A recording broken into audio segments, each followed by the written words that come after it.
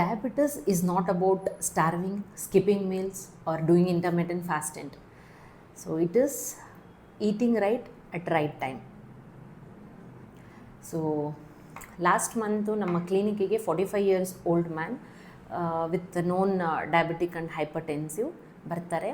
His main concerns were uncontrolled sugar levels. ತುಂಬ sugar ಲೆವೆಲ್ಸಲ್ಲಿ spikes ಆಗ್ತಿದೆ even though after taking medicines. ಆಮೇಲೆ ತುಂಬಾ ಮೂಡ್ ಸ್ವಿಂಗ್ಸ್ ಇದೆ.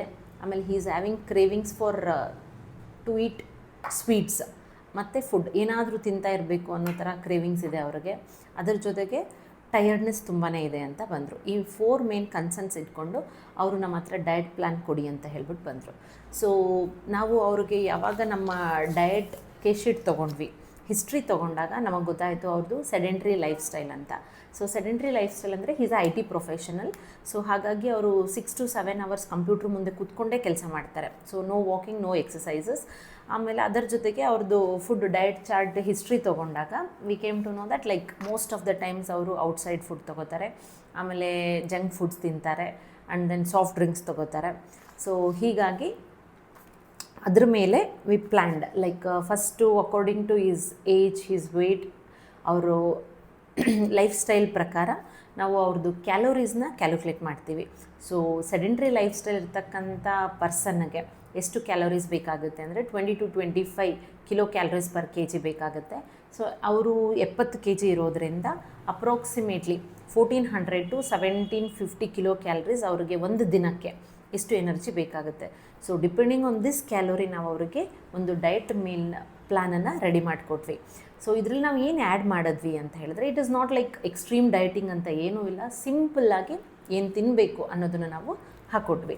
ಸೊ ಇದರಲ್ಲಿ ಮೇಯ್ನಾಗಿ ನಾವು ರಿಚ್ ಫೈಬರ್ ವೆಜ್ಜಸ್ನ ಆ್ಯಡ್ ಮಾಡಿದ್ದೀವಿ. And protein with all the meals, every ಮೀಲಲ್ಲಿ ನಾವು ಪ್ರೋಟೀನ್ ಆ್ಯಡ್ ಮಾಡಿದ್ದೀವಿ. And controlled carb portion. So ಕಾರ್ಬೋಹೈಡ್ರೇಟ್ಸನ್ನು ಎಷ್ಟು ತಿನ್ನಬೇಕು, ಯಾವಾಗ ತಿನ್ನಬೇಕು, ಎಲ್ಲಿ ತಿನ್ನಬೇಕು ಅನ್ನೋದನ್ನು ಮೇಜರಾಗಿ ನಾವು ಇಟ್ಕೊಂಡಿದ್ದೀವಿ. Because is a diabetic patient. Along with that fixing a time for meal. So ಯಾವ್ಯಾವ ಟೈಮಲ್ಲಿ ಯಾವಾಗ ಊಟ ಮಾಡಬೇಕು ಅನ್ನೋದನ್ನು ಒಂದು ಫಿಕ್ಸ್ಡ್ ಟೈಮಿಂಗ್ಸನ್ನು ನಾವು ಕೊಟ್ಟಿದ್ವಿ.